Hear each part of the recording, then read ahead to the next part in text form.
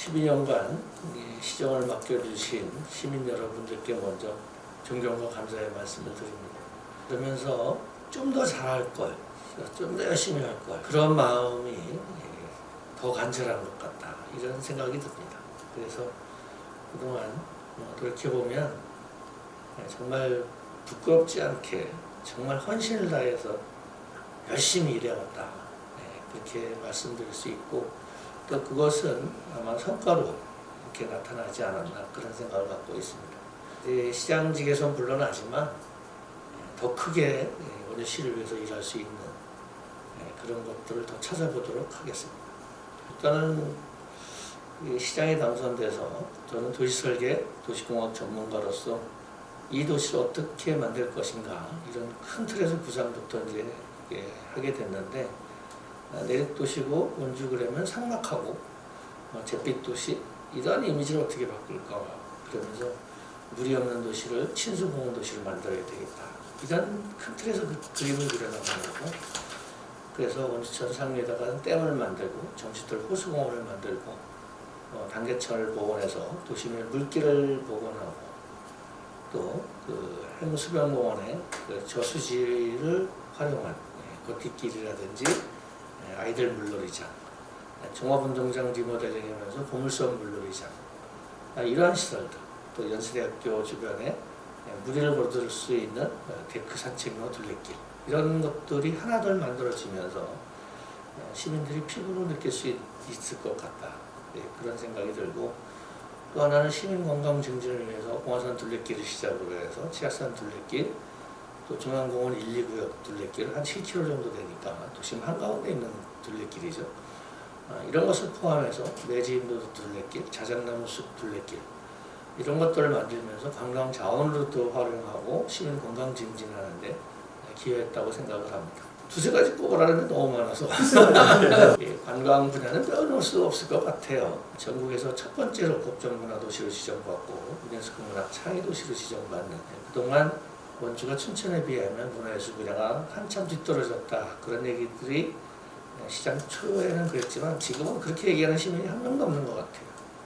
그만큼 문화예술 분야에서도 성장이 있었고, 특히 관광 분야는 소금산 출렁다리부터 지금에 이르는 잔도라든지 전망대, 울릉다리, 이런 것들을 코스로 순환형으로 이렇게 설계를 제가 직접 해서 코로나 이후에는 아마 정말 셀 수 없을 만큼 많은 관광객들이 찾을 수 있는 관광 불모지에서 대표 관광도시로 성장할 수 있는 기반을 만든 것도 빼놓을 수 없고, 특히 금빛 딸굴은 아마 소금산 그랜드 리버리만 못지 않을 거라고 저는 확신하고 있습니다.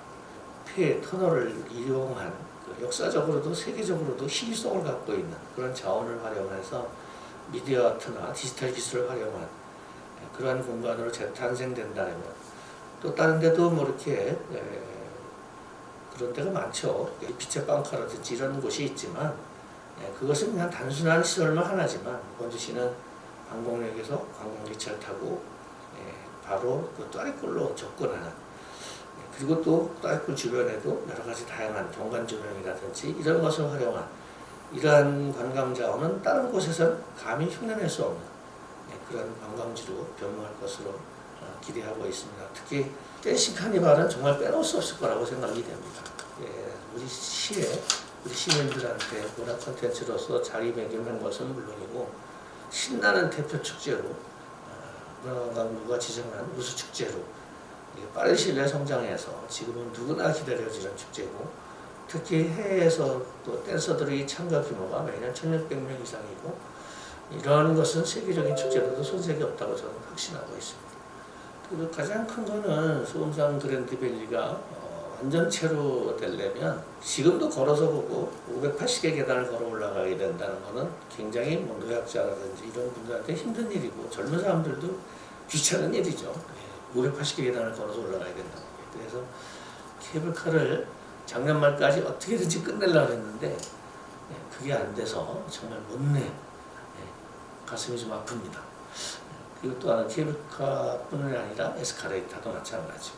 근데 에스카레이터나 하늘정원은 아마 4월달 안으로 다 끝날 수 있을 것으로 보여서 그나마 걸어서 올라가고 걸어서 내려오는 것을 반은 덜어주지 않을까, 그런 기대감이 있다는 말씀드리고, 또 화이트카 관광단지도 본인이 직접 다 설계했었던 건데 처음에는 큰 글로벌이 주관사를 한다에다가 얘들이 빠지면서 이제 문제가 좀 심각해졌는데 지금도 이제 사업자가 다 독자적으로 완성해 나가겠다고 한 의지를 비춰서 우리가 시간 나설 수 있는 그게 없었거든요. A 중에 뭐 이렇게 협약을 하는 거는 이제 시간이 2, 3일밖에 안 남아서 불가능하고 지금도 그런 노력을 하고 있어서 적어도 뭐 3, 4월 안에는 가시적인 성과를 낼 수도 있다 이런 말씀드리고, 또 글로벌 테마파크 한 1000만 평 하는 거는 원주시의 획기적인 일이죠. 이게 완성되면 원주시 인구가 바로 50만으로 성장할 수 있는, 그러면서도 제주도의 2배 이상 찾는 관광도시로 변모할 수 있는 사업이기 때문에 2, 3개월 내에 이것도 가시적인 성과를 낼 수 있도록 최대한 노력을 하되, 안 되면 도시사가 당선돼서 이 사업을 마무리할 수 있도록 그렇게 하겠습니다. 일단 큰 틀에서 밑그림은 거의 다 그려놨다고 보시면 됩니다. 소운강 그랜드밸리도 케이블카서부터 에스카레이터까지 할증원까지 완성되면 연간 적게 잡아도 200만 명 이상을 지금 보고 있고, 또 알콜도 못지 않을 거라고 저희는 생각하고 있습니다. 생각을 해보세요. 관광기차 타고 가서 알콜을 갖다가 전 세계적으로 찾기 어려운 시의성을 갖고 있는 그 터널을 한 바퀴 돌고 나온다는 것은 기가 막힌 관광경이라고 보고, 그 외에도 지금 우리 시에서 추진했던 사업 중에 하나가 이제 자작나무 숲. 이것은 시민들이 되게 좋아해요. 자작나무에 대한 그 호감들이 굉장히 많은 것 같아요.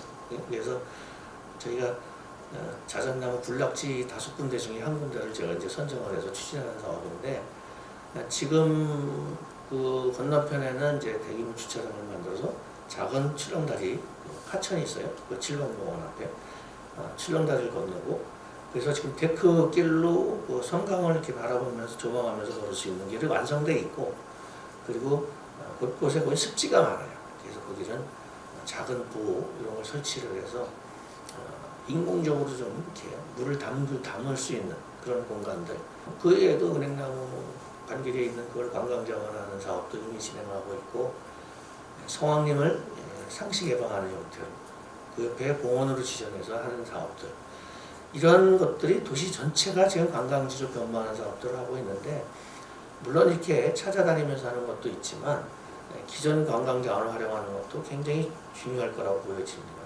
학성동 도시재생을 통한 정말 아기자기한 골목을 찾아서 많은 사람들이 사진 찍으러 오고 함께 즐길 수 있는 공간으로 만드는 것, 학성동 도시재생 사업도 커다란 관광 요소가 될 거고, 그 재래시장, 특히 중앙시장과 미로시장을 연계한 관광상품화, 이것도 나머지 아까도 얘기했지만 수공산 그랜드밸리나 또아리골과 방문객들이 연계 관광지로서 손색이 없고 또 강원 가면까지 이렇게 이루어지는 것, 그러면서도 다양한 콘텐츠를 통해서 개인별로 찾아오는 여행을 어떻게 끌어들일 것인가, 여기에 대한 고민이 있어야 되겠다, 그렇게 보고 있습니다.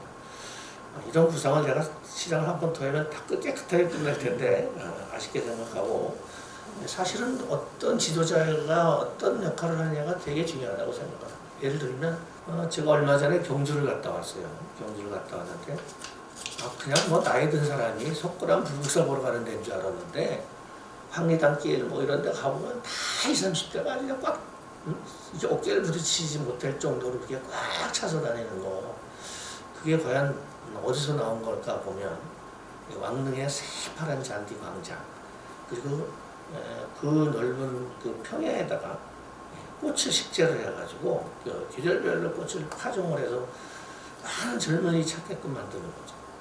근데 거꾸로 그와 비슷한 성격의 도시가 어딨냐면 부여라고 생각해요.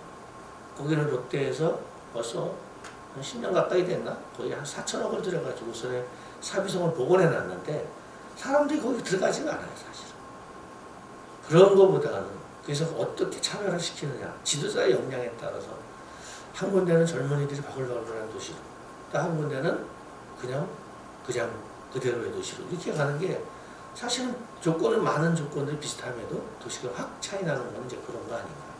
그래서 도시 전체를 관광지화하는 사업, 그리고 체류용으로 직접 체험하면서 즐길 수 있는 사업, 그래서 문화 콘텐츠로서 자리하는 옷이나 한지를 어떻게 관광객을 끌어당겨서 함께 할 수 있는 그러한 자원으로 활용할 거냐, 이런 것도, 또 박경리의 사상과 관련된 그러한 박경리 공원이라든지 박물관이나 이런 것들을 어떻게 만들고 다듬어서 그런 쪽에서 방문객들도 같이 어우러지는 그러한 관광도시가 돼야 되지 않을까, 그렇게 생각하고 있습니다. 다음 시장이 지금 제가 추진했던 사업을 중간에 포기하거나 그럴 가능성은 없다고 봅니다. 왜냐하면 거의 모든 사업이 사실상 완료된 사업이거든요. 왜냐하면 설계서부터 이미 다 진행됐던 사업이에요. 특히 국책 사업들 같은 건 손을 못 대는 거고, 또 예산이 너무 많이 다 투입된 사업들이기 때문에 손을 못 댈 거다.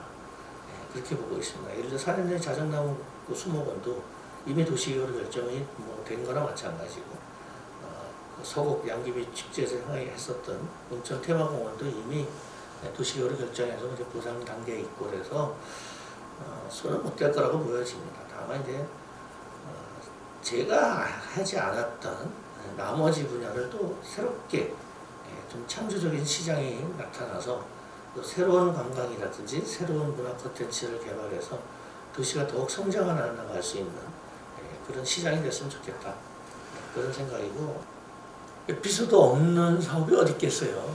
다 어려움이 있고 다 그런 과정을 겪으면서 성취해 나갔다고 저는 보여지는데, 그래도 가장 기적적으로 일어난 것은 이제 중앙공원 2구역 사업.